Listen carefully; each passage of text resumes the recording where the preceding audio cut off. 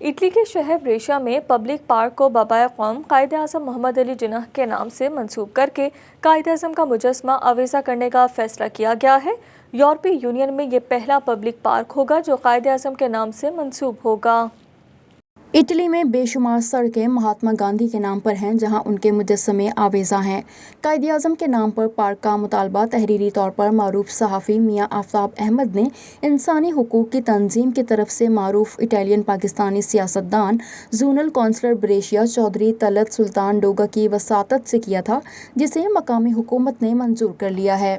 Italy کے شہر Brescia کے ایک پبلک پارک کو بابائے قوم قائد اعظم محمد علی جناح کے نام سے منسوب کر کے وہاں قائد اعظم کی انسانیت کے لیے خدمات کے اعتراف میں ان کا مجسمہ رکھا جائے گا۔ رواں برس اٹلی پاکستان دوستی کے 75 سال پورے ہونے پر نام رکھنے کی تقریب کا انعقاد کیا جائے گا۔ اٹلی میں موجود قونصلیٹ نے اس فیصلے کو تاریخ ساز قرار دیتے ہوئے خوشی کا اظہار کیا ہے اور اٹالین سیاستدانوں کا شکریہ ادا کیا۔